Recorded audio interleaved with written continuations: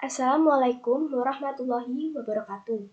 Perkenalkan, saya Desi Wahyuni dari NRP 4 kelas 3 D3 Teknik Elektronika A, Politeknik Elektronika Negeri Surabaya. Di sini saya akan menjelaskan mengenai implementasi keselamatan dan kesehatan kerja atau K3 di jalan raya atau lalu lintas. Adapun peraturan-peraturan K3 yang berkaitan dengan lalu lintas. Yang pertama, Undang-Undang Nomor 38 Tahun 2004 tentang Jalan. Kedua, Undang-Undang Nomor 22 Tahun 2009 tentang Lalu Lintas dan Angkutan Jalan. Ketiga, Peraturan Pemerintah Nomor 79 Tahun 2013 tentang Jaringan Lalu Lintas dan Angkutan Jalan. 4. Peraturan Menteri Perhubungan Nomor PM 26 Tahun 2015 tentang Standar Keselamatan Lalu Lintas dan Angkutan Jalan. Yang kelima, Instruksi Direktur Jenderal Bina Marga Nomor 2/IN/DB/2012 tentang Panduan Teknis Rekayasa Keselamatan Jalan, Buku 1 Biru Rekayasa Keselamatan Jalan. Dan yang keenam, Peraturan Menteri Perhubungan Nomor PM 13 Tahun 2014 tentang rambu lalu lintas. Kemudian, definisi kecelakaan lalu lintas menurut Undang-Undang Nomor 22 Tahun 2009 tentang Lalu Lintas dan Angkutan Jalan Pasal 1 Nomor 24 adalah suatu peristiwa di jalan yang tidak diduga dan tidak disengaja melibatkan kendaraan dengan atau tanpa pengguna jalan yang lain yang mengakibatkan korban manusia dan atau kerugian harta benda. Kemudian klarifikasi tingkat kecelakaan. Yang pertama yaitu fatal. Fatal ini apabila ada korban yang meninggal meskipun hanya satu orang dengan ataupun tanpa korban luka berat atau luka ringan. Yang kedua, yaitu berat.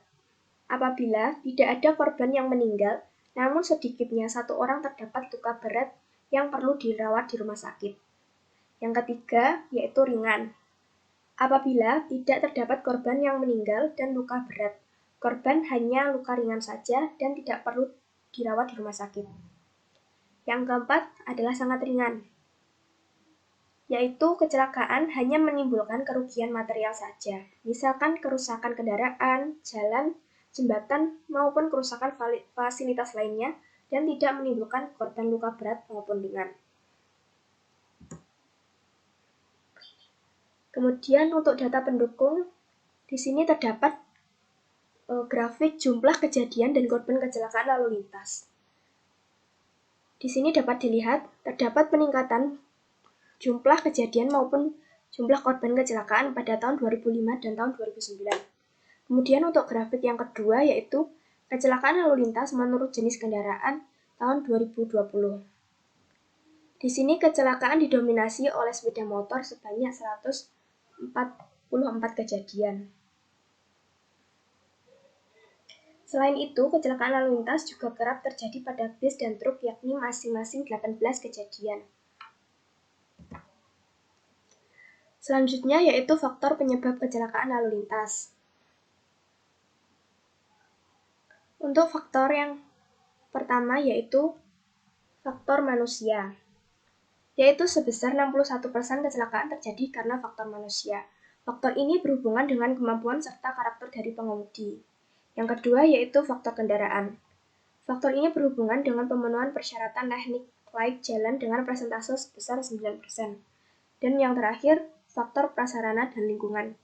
Kecelakaan terjadi juga dapat disebabkan oleh faktor prasarana dan lingkungan yang kurang memadai dengan besar persentase 30%.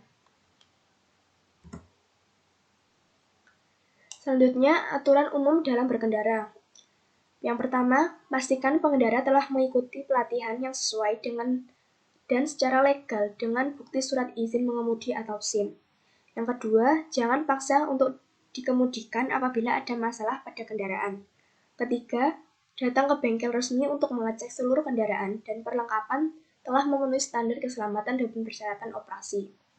Selanjutnya, seluruh pengemudi di lalu lintas umum harus mengemudi yang aman dan berkelakuan baik selama mengemudi. Seluruh pengemudi di lalu lintas umum harus patuh pada peraturan yang berlaku. Sabuk keselamatan atau seatbelt harus digunakan ketika mengendarai kendaraan roda 4 atau lebih. Dan terakhir, melaporkan segera setiap kecelakaan atau tindakan atau perilaku tidak aman selama mengendarai kendaraan. Kemudian juga ada aturan batas mengenai kecepatan dalam mengendara. Yang pertama, pengemudi harus mengemudi di batas yang sudah ditentukan yang tersedia di ruas jalan. Kedua, bila jarak pandang tidak jelas atau kondisi jalan buruk, batas kecepatan maksimum dikurangi sampai cukup aman untuk kondisi yang sedang dihadapi. Yang ketiga, kecepatan kendaraan yang melintasi jalan umum harus disesuaikan dengan arus lalu lintas dan tidak boleh terlalu pelan hingga mengganggu perjalanan kendaraan lainnya. Kemudian untuk alat perlindungan diri atau APD dalam berkendara. Yang pertama ada helm. Dalam memilih sebuah safety helm hanya memerlukan 2 kriteria, yaitu nyaman dan aman. Kemudian sebaiknya pilih helm yang berlabel SNI. Label SNI pada helm merupakan sertifikasi produsen helm yang sesuai dengan standar mutu. Kedua, jaket.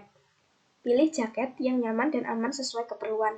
Misalkan untuk perjalanan jauh, gunakan jaket yang dapat menyerap keringat dan tidak tembus angin. Ketiga, sepatu. Pilihlah sepatu yang benar untuk berkendara motor yang tidak hanya nyaman dipakai, tetapi juga lunak di bagian sendi ankle di bagian depan. Sebaiknya gunakan sepatu safety yang memenuhi standar ISO. Hal ini dimaksudkan agar saat melakukan panic brake atau pengereman mendadak, kaki dapat langsung menyalurkan tenaga ke tuas rem secara baik dan tidak tertahan di kerasnya sepatu. Yang keempat yaitu sarung tangan. Sarung tangan ini berfungsi sebagai pelindung jari dan tangan saat udara dingin dan panas serta sebagai peredam risiko terjadinya kecelakaan. Pilihlah sarung tangan berbahan kulit karena bahan kulit tidak meneruskan sifat panas ke telapak tangan saat ada pergesekan dengan permukaan jalan. Kemudian, untuk penutup hidung, sebaiknya hindari memilih jenis pelindung dari bahan fiberglass karena bahan ini mudah patah dengan ujung yang biasanya tajam dan kaku. Lebih baik gunakan bahan serat karbon atau Kevlar. Dan yang terakhir yaitu seatbelt. Seatbelt atau sabuk pengaman merupakan salah satu fitur yang wajib harus digunakan baik oleh pengemudi maupun penumpang dalam menjaga keamanan berkendara. Sabuk pengaman akan menjaga tubuh Anda ketika terjadi hal berbahaya seperti rem mendadak atau kecelakaan. Ini merupakan salah satu contoh kecelakaan lalu lintas. Di sini terjadi kecelakaan tunggal yang tragis di Tol Jagorawi di mana sebuah Suzuki APF mengalami pecah ban saat melaju di jalan tol. Kejadian ini membuat mobil terguling dan penumpang terlempar dari mobil. Dari video yang beredar di media sosial, korban-korban tergeletak di jalan raya seolah tidak menggunakan sabuk keselamatan atau seatbelt. Kesadaran untuk wajib menggunakan seatbelt di Indonesia memang masih rendah. Tak sedikit yang beranggapan bahwa seatbelt wajib digunakan untuk penumpang baris terdepan saja. Padahal penggunaan seatbelt sendiri sudah diatur dalam Undang-Undang Nomor 22 Tahun 2009 tentang Lalu Lintas dan Angkutan Jalan atau LLAJ. Peraturan tersebut menerangkan tentang fungsi sabuk pengaman yang dapat membantu pengguna kendaraan untuk memperkecil risiko terjadinya luka akibat kecelakaan. Sekian yang dapat saya sampaikan, semoga bermanfaat, dan apabila ada kesalahan saya mohon maaf yang sebesar-besarnya. No safety, no accidents. Ride safely, love your family. Wassalamualaikum warahmatullahi wabarakatuh.